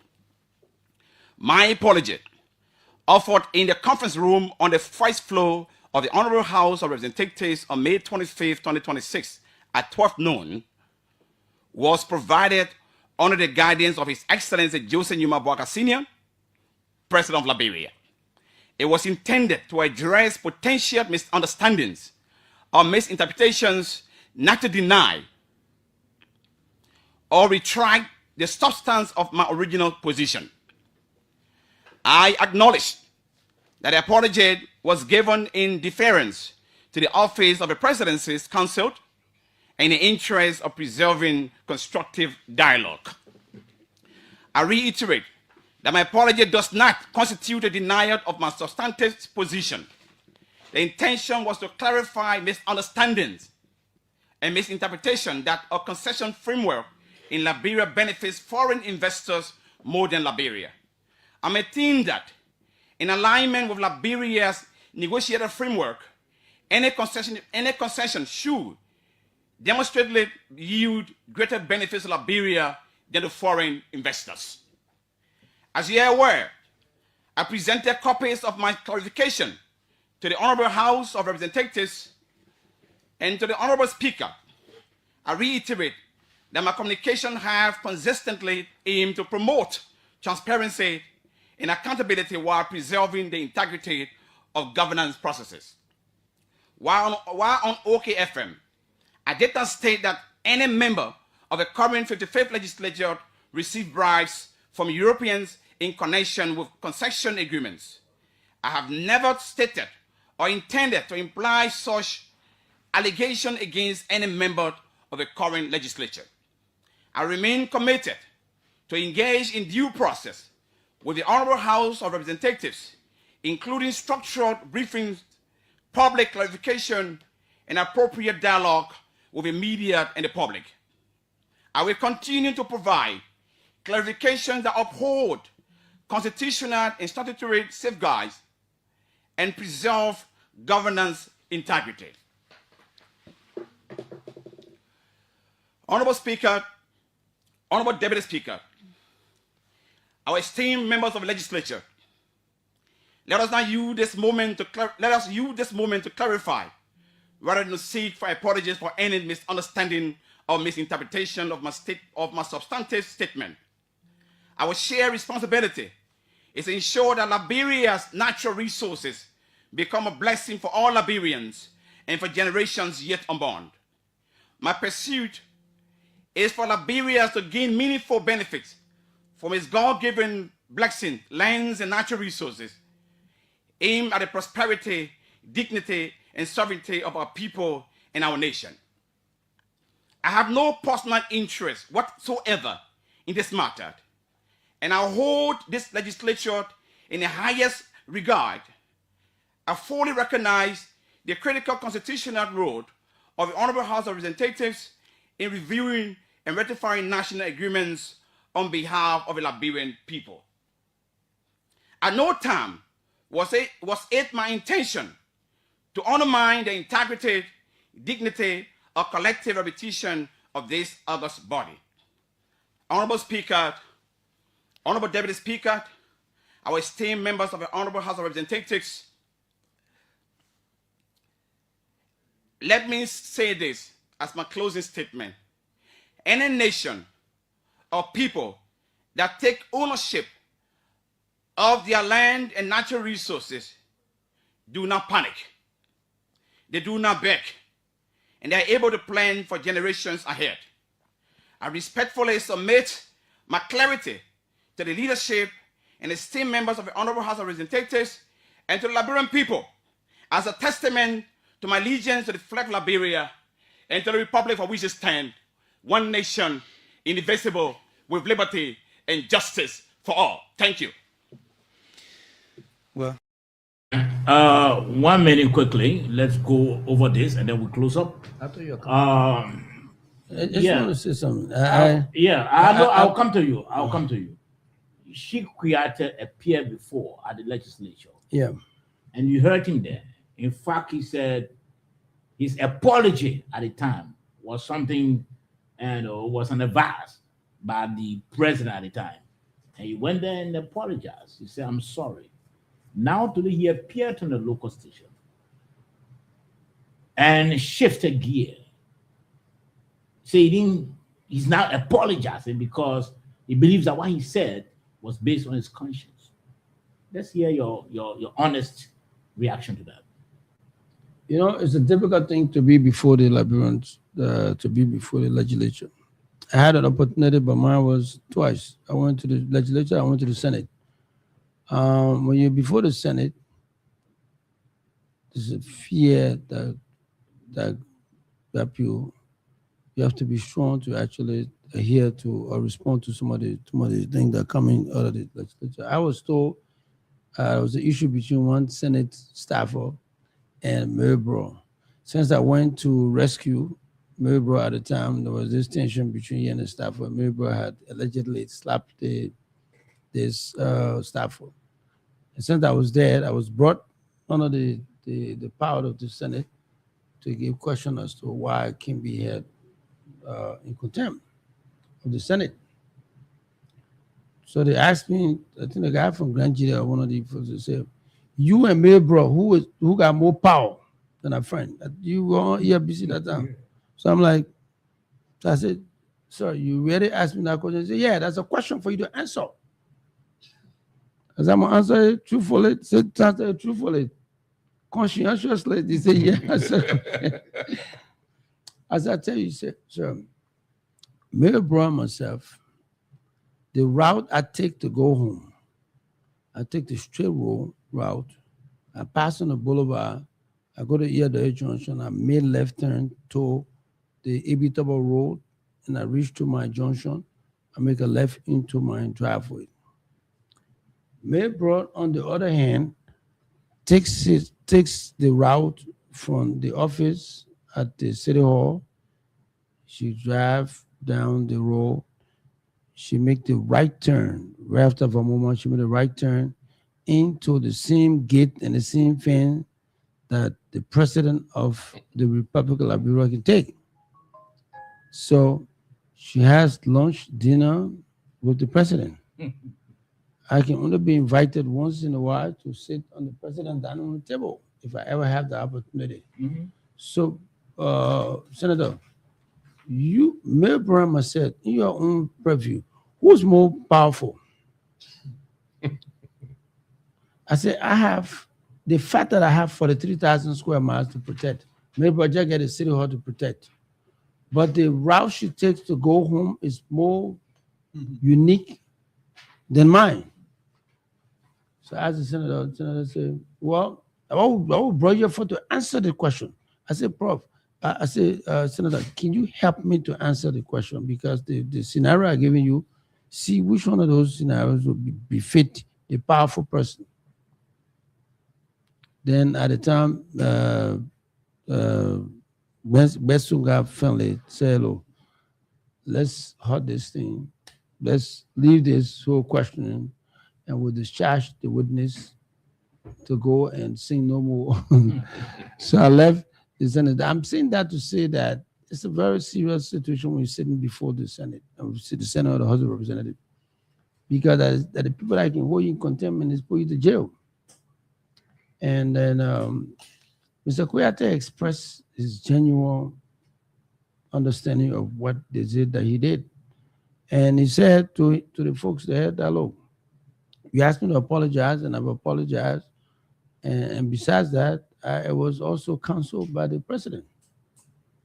That was a factual statement he made. And apparently after that, from what I heard, the folks still decided to melt additional punishment for him, to go and write his apology in the news report and these things. And apparently, the guy, what's his title said? Ambassador Lash, very powerful position where he's going to meet presidents and people around the world. There's a guy that stood before the Italian parliament and told them what normal people would not say. So I have a lot of respect for him, to be honest with you. And so to have... So you think he's taking the right route? No, it's not the matter of route. I just cataloging exactly what are the transaction and transition things. What about the right and wrong aspect of it? That's for you guys to to critique. But what I'm saying, he is a very brave man, and he took a brave stand by standing to the force of the Italian, and he comes to stand before our parliament, required parliament, I said, the House of Representatives, and then express himself with more clarity than he did. Apparently for him, he was clarifying. The first one he did before in the conference room of the House of Representatives was something that he needed to move further clarity, and then he went before. Okay, so gentlemen, time has cut off us. Dave, let's hear you. Well, I think he was invited purposely on claims that he had accused the members of the legislature of taking bribe in terms of passing into law concession agreements. I think it was the main aim of his invitation. But you heard him say he didn't say that. What he said was that concession agreements were passed into law in favor. But there he apologized. He said, I'm sorry for what I said. But the first apology, the impression he's created is that he apologized under duress because the president actually Ogona apologized, and that didn't come from him. That didn't come from his heart. I mean, it was not his own volition that he. So now that he has shifted, now what we're hearing is a different thing, and that what makes the whole thing complex to even take your time to analyze. Okay, George, quickly. Yes, as I said before, I'm a fan of Sheikh's statement at the Italian parliament. I feel that he was right, but diplomatically he wasn't right. The setting, was not correct. But I support the message, but he shouldn't have said that over there because he was sent by the president on that diplomatic mission. It was a bad PR for the government when he said that. I believe. So now that he has shifted, he's walking back on what he said. I think what happened is I don't even know how to describe it, but what he's done is that he could be walking on slippery grounds because in the legislature, to even the House, I thought that it was a double punishment after the Minister of State and the ambassador apologized to them, and they still went again and said, go on the same radio and say so and go right. And and that statement he made is very critical on our radio. He didn't just shift, he read his position clear and say he stand by it because he didn't say that legislature corrupt. And he said he stand by it. And I just hope that the president wouldn't, or the executive management will not misconstrue to try to chastise him. But the executive management should consider that he apologized, and his apologies were very clear on video. And but the same man came back and said he didn't apologize. Yeah, first of all, all right. Let's hear from you. So but this is how I will first and foremost describe the statement as compound, complex, contradictory statement coming from the ambassador. And the reason why the contradictions are all glaring is because this same ambassador gone to the legislature, open it in the press, apologize for whoever forced him for whatever reason. He was probably on a draw, or perhaps he was being put on immense pressure. What remains clear is that he did apologize to the House. So let's assume, or let's believe, as in claim, that the president had told him to do so. So now that the president, who is the head of the country, told you to apologize to the Honorable House of Representatives, or wish the Honorable reach a solution that the apology should also be extended into a newspaper and on a radio, and you say you can't do that one. So this is also undermining the decision of the president, because the president, in his honest opinion and wisdom, he thinks that what Sheikh said about the legislature was unfair. So therefore, he encouraged Sheikh to go and apologize. Now the same president of whom he respected by running the first apology, and now he's saying that he cannot go. So what if the House invites him again? So you refuse to do that. Well, then the president steps in again for the second time, says, "Mama, go apologize." Is that a kind of visual cycle of all contradictions and that will be experiencing as a people, as a country? I think for me, Sheikh, honestly, he has lost the integrity, and in media, what he's doing is what we call damage control. He's trying to project a picture like he's still that integrity icon, he's still that fearless, brave, African or pan-Africanist that he has been. But from the very day that he acknowledged his apology to the house, it was that same moment he lost that acclaimed, integrity that he had over the years. Okay, so let's close on this. I know. Let me just buttress. Yeah, quickly. I would think a little slight deviation. The fact that the comrade stood before the Italian, and what he said to the Italian is worse than what he said to the House of Representatives in Italy, in that parliament. I think for me, I still respect him as a true Africanist, to be honest with you. What about the politics with regards to what he did to the House of Representatives? Whatever that is, whatever consequence that is, but I know that he's a brave Liberian who basically proffered a view that might be counterproductive. But I think to cast in as somebody who's not a fear talker, I thought that was not was too much demeaning for him. Okay, finally, I think we'll watch as to what's going to happen in the next 48 hours, because I know this is developing. It's a continuous story. I know either maybe the legislature or the House of Representatives will likely maybe summon him again, because he said it plain blank, and he said he's not going to resign. If he's going to be fired, he's going to be fired, but he's not apologizing. Gentlemen, on this note, let's I know we'll talk about that tomorrow again, but on this note, let's end this program and make our way tomorrow by God's grace. It's winning season time, and let's try to make our way. Dave, any parting comment? Okay, Desmond. So it's been a great show. It's been it's been an honor, and let me say thanks to Colonel AB for honoring our invitation. By the way, so we look forward tomorrow to having a very engaging conversation. Good night to all of us. Thank you. Thanks to our listeners, and thanks to Colonel Krumah for coming to share the evening, the heat with us. And I want to say, Sheikh, I want to ask the executive mansion. Sheikh has done enough, and probably he should be allowed to stay if at all there's any plan to inject him.